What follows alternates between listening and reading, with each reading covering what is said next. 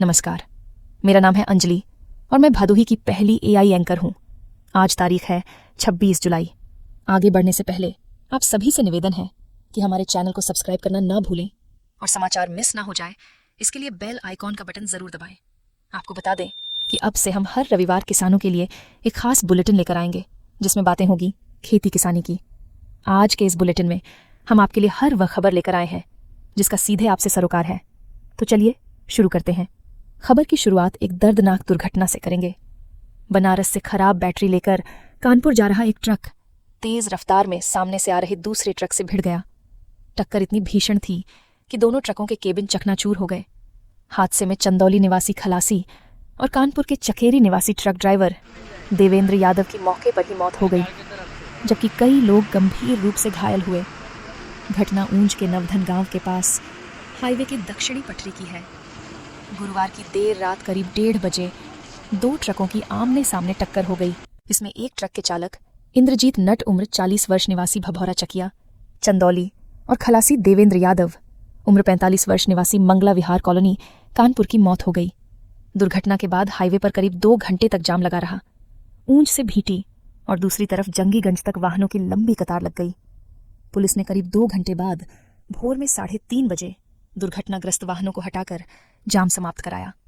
दोनों ट्रकों को कब्जे में लेकर शव को पोस्टमार्टम के लिए भेज दिया गया है। सावन के कारण हाईवे का उत्तरी लेन कावदियों के लिए आरक्षित है। दक्षिणी लेन से वाहन आ और जा रहे हैं। गुरुवार की देर रात ट्रक यूपी 78 CN 2115 बैटरी लेकर वाराणसी से प्रयागराज जा रही थी, जबकि दूसरी ट्रक यूपी 77 AN 6151 में प्याज लदा था, जो प्रयागराज से वाराणसी जा रहा था। टक्कर इतनी तेज थी कि एक ट्रक का अगला हिस्सा क्षतिग्रस्त हो गया। इस कारण हाईवे पर काफी दूर तक प्याज फैल गया। दुर्घटना के बाद दूसरे ट्रक का चालक और खलासी फरार हो गए। दुर्घटना के बाद सूचना मिलने पर सीओ ज्ञानपुर चमन सिंह छावड़ा और ऊंज थाना प्रभारी रमाकांत यादव ने दुर्घटना स्थल पर पहुंचकर जाम खुलवाया। दूसरी खबर विकास कार्यों से जुड़ी हुई है। ज्ञानपुर विधायक विपुल दुबे ने मुख्यमंत्री योगी आदित्यनाथ को पत्र भेजकर 12 गांवों में नलकूपों की स्थापना और सड़कों के चौड़ीकरण की मांग की है। विधायक का कहना है कि क्षेत्र में 2100 नलकूपों की स्वीकृति मिली थी, लेकिन अभी तक कोई कार्य शुरू नहीं हुआ है। गांवों में पेयजल और सिंचाई की भारी समस्या है। कुसरना, सुईथा, भरसौली, देईपुर, गोपालापुर, अहियापुर जैसे गांवों में भूजल स्तर नीचे चला गया है, जिससे किसान परेशान हैं। वहीं गोपीगंज से चंदवक और भदोही तक के सड़क मार्ग की हालत खस्ताहाल है। लगभग 12 किलोमीटर के इस मार्ग पर आए दिन हादसे होते हैं और यातायात में बाधा आती है। विधायक ने प्रकाश व्यवस्था को भी बेहतर बनाने की मांग की है। अब बढ़ते हैं अगली खबर की ओर। उत्तर प्रदेश प्राथमिक शिक्षा मित्र संघ की जिला इकाई ने शिक्षा मित्रों की विभिन्न मांगों को लेकर प्रदर्शन करते हुए एडीएम को मुख्यमंत्री के नाम संबोधित ज्ञापन सौंपा। शिक्षा मित्रों का कहना है कि वर्तमान में उन्हें मात्र 10,000 रुपये प्रतिमाह मानदेय मिलता है, जो मौजूदा महंगाई के दौर में बेहद नाकाफी है। उन्होंने मांग की कि राजस्थान, उत्तराखंड, हरियाणा, बिहार जैसे राज्यों की तर्ज पर यूपी में भी शिक्षा मित्रों को उचित वेतनमान दिया जाए। इसके अलावा उन्हें मूल विद्यालय में पुनः नियुक्त किया जाए, मानदेय में वृद्धि हो, शादीशुदा महिला शिक्षा मित्रों को मूल विद्यालय में तैनाती दी जाए और सेवा पुस्तिका अपडेट की जाए। संघ ने चेताया है कि अगर 14 अगस्त तक कोई ठोस निर्णय नहीं हुआ तो वे बड़े आंदोलन की राह पर होंगे। शिक्षा मित्रों का कहना है कि वे शिक्षा व्यवस्था की रीढ़ हैं और उनके साथ ऐसा व्यवहार न्याय संगत नहीं है। अब अगली 2 खबरें सिस्टम की लापरवाही पर हैं।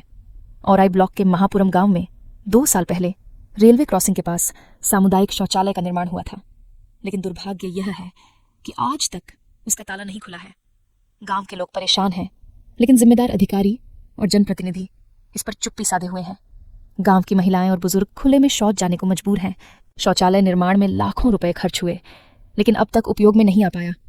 ग्राम पंचायत और स्वच्छता समिति के बीच तालमेल की कमी के कारण यह स्थिति उत्पन्न हुई है। लोगों की मांग है कि शौचालय को शीघ्र चालू किया जाए और इसकी नियमित सफाई हो। अब जरा स्वास्थ्य की यह खबर देखिए।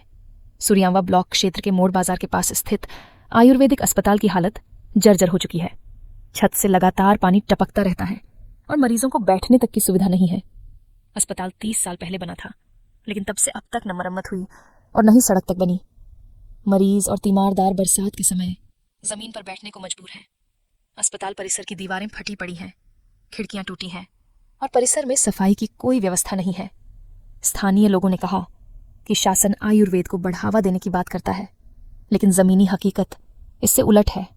उन्होंने अस्पताल के जीर्णोद्धार और मूलभूत सुविधाओं की मांग की है। अब नजर अपराध जगत की ओर करते हैं।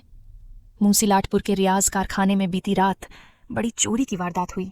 चोरों ने ताला तोड़कर लाखों रुपए के उपकरण, मशीनें, बैटरियां, जनरेटर, वायरिंग के बंडल आदि चोरी कर लिए।